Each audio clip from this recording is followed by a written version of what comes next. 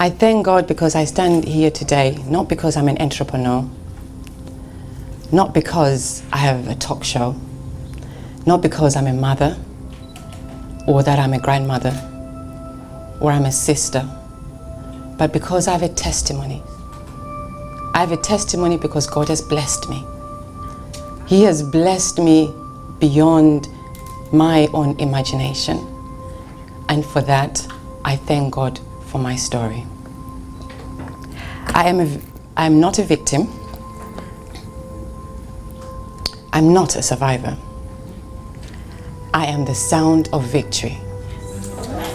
I am the face of success.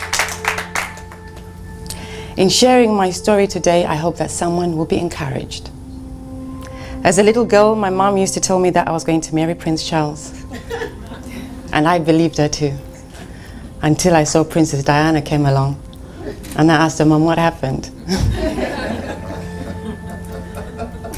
But the power of the tongue did come to pass, because in my very first professional job, I met Prince Charles and I worked with Prince Charles on the Prince's Trust.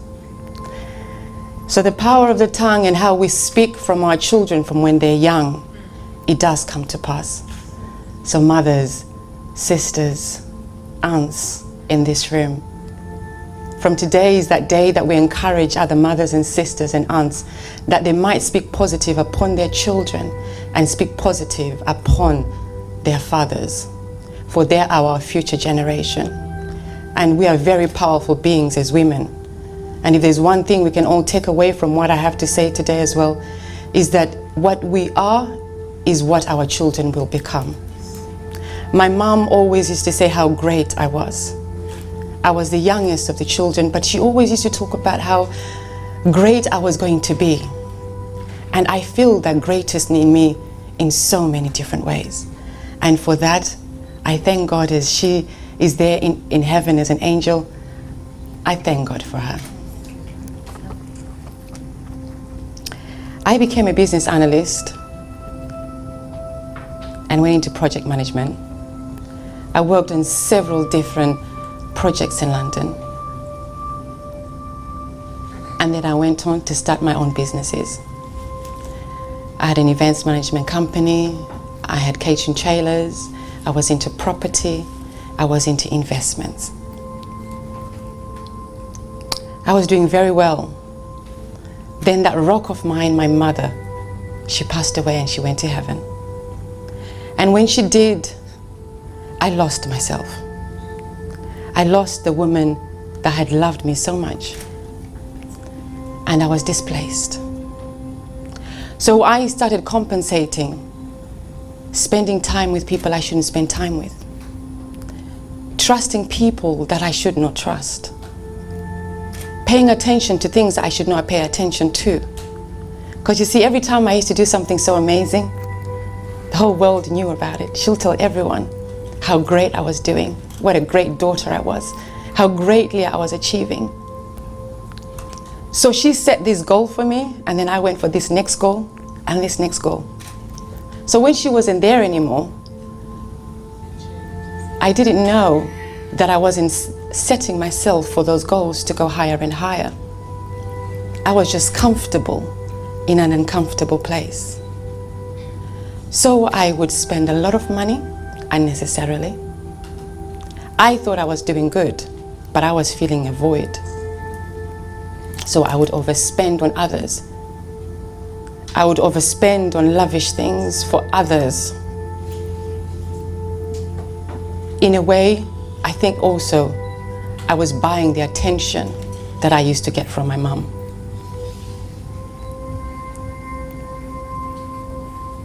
So I made the wrong investments.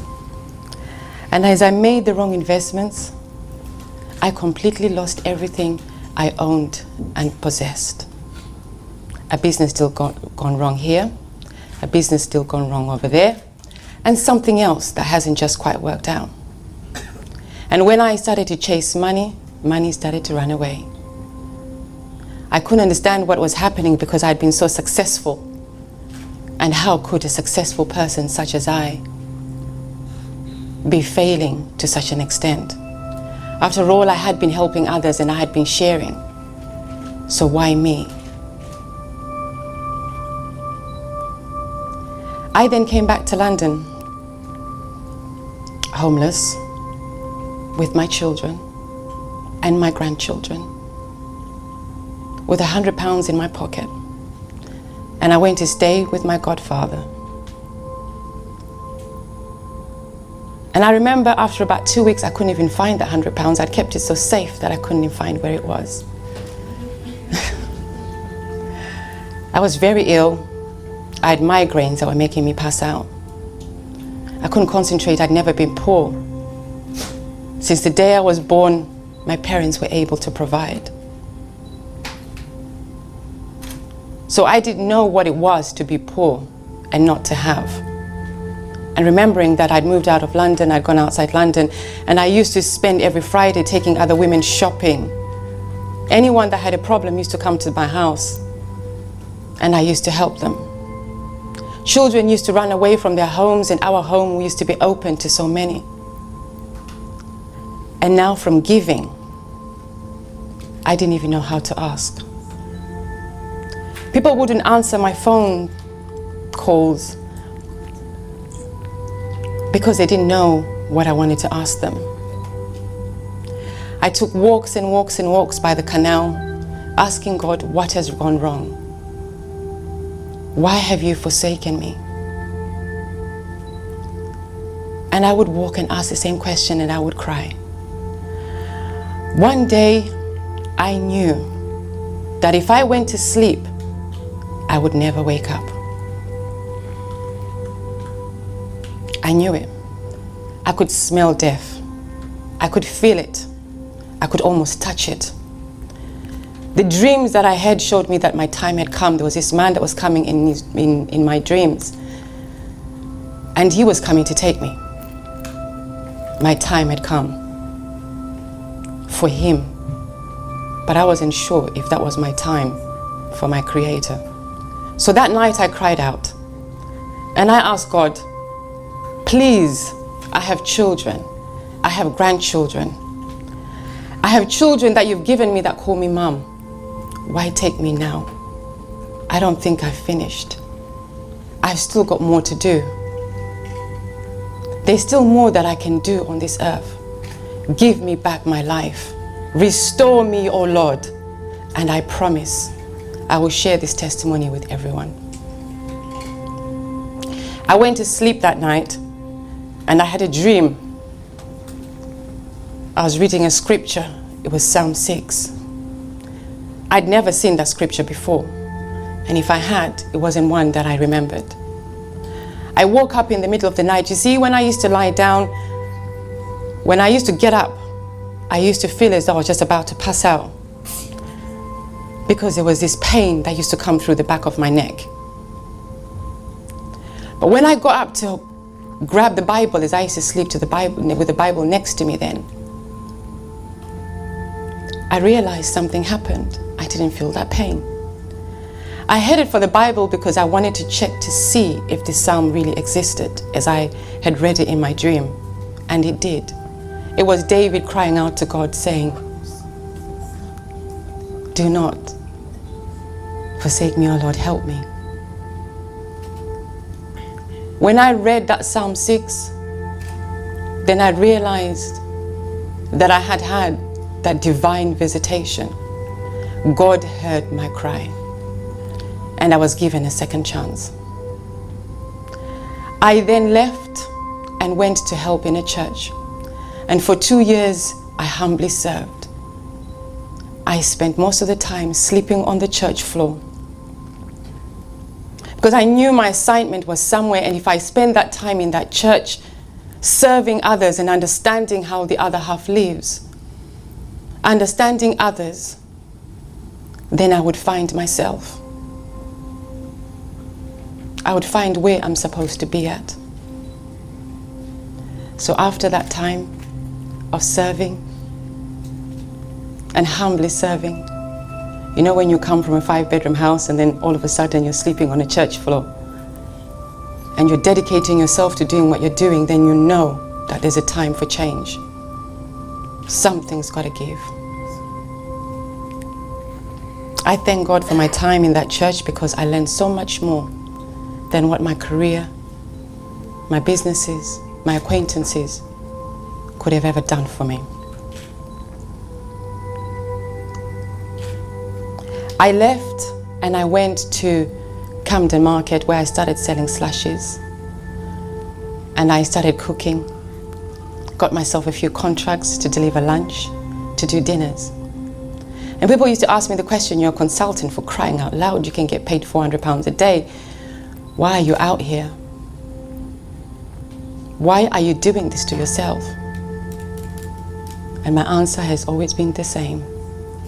There was something greater for me to do. And until I found it, that's what I was going to do. I felt that if I went back into consultancy work, I'd have given up. And I would never find myself again because I would just hide under the umbrella of just working. And I knew that the corporate ladder wasn't just for me. So I wanted to be different. And I was searching for something different.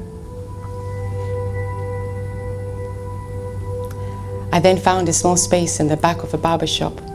And whilst I was in the back of the barber shop, I would pick up things from the streets to make tables, because we used to have a pampering business too.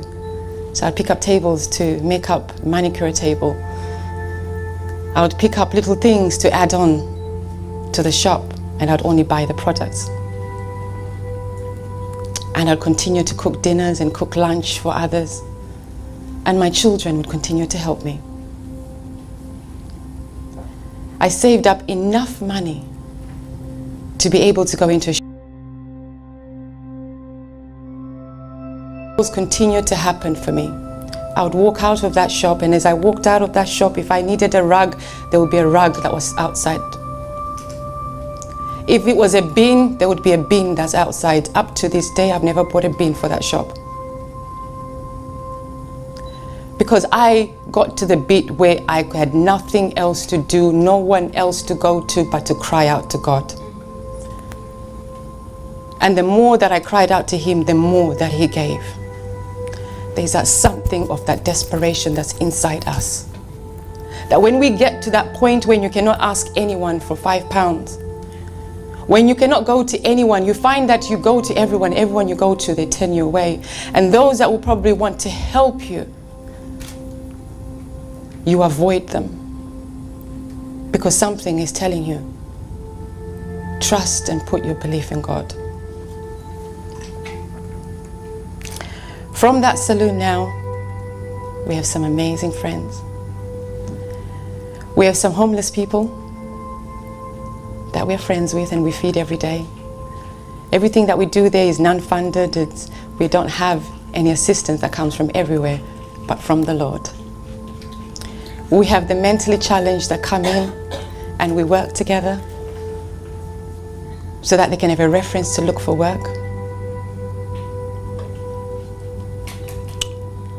We also empower others on teaching on transferable skills. It's grown into a community, so in the daytime we're pampering, and at night time we're reaching out to others, and at lunchtime we're reaching out to others. The other day I was saying to Lana, have you seen that man that was cerebral palsy and in his wheelchair and he's outside? She said yes. And I said, he's been coming for 3 months. And he comes and parks his wheelchair outside. And we give him a little something. So many people have been finding their way there. There's been no advert, there's been nothing else. But because the grace of God is upon that shop. My money could have never bought that. My intelligence could have never bought that. But the grace of love of God has done so.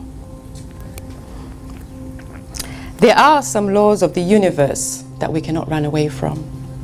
So I'd like to share some of those that I myself have put together for you today to share.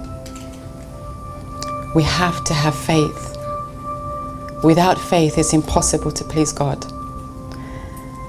And at times, the only thing we have left is our faith. And our faith can move mountains. We have to forgive. We cannot move on to better things if we're hung up on hurt.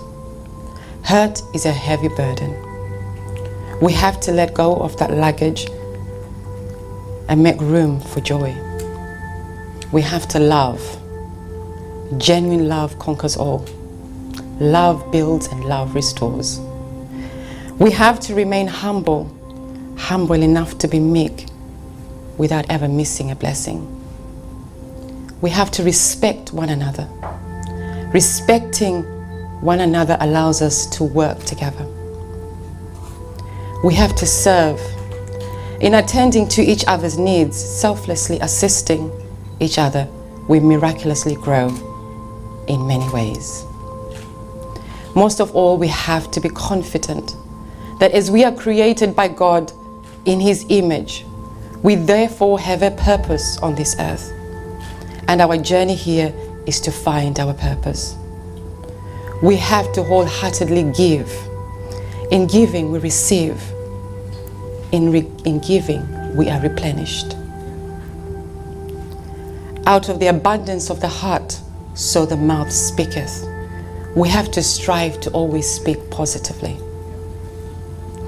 We have to continue with the daily ritual of our positive, inspirational, motivating and uplifting affirmations, for they become us.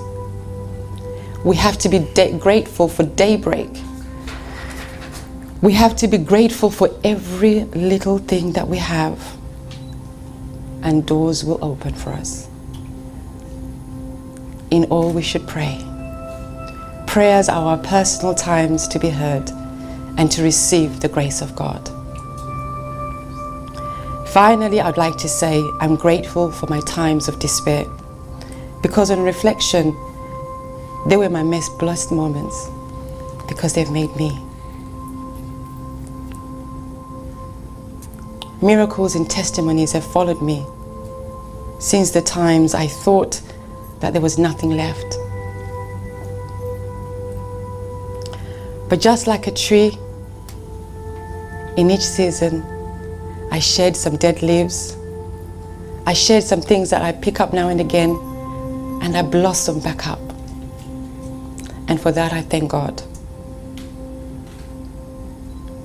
I have learned that dreams can come true, but you have to be awake to action them.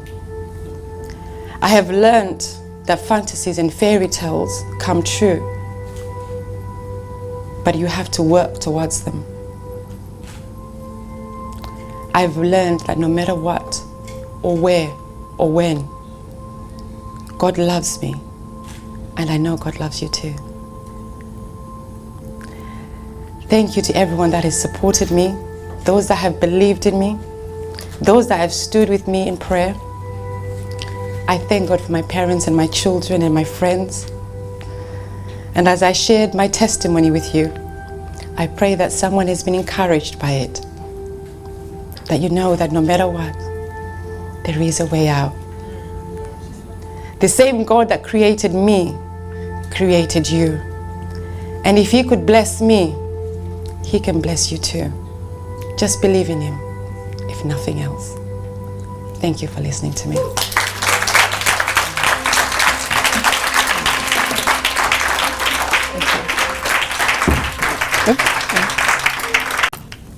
Thank you. Beautiful story.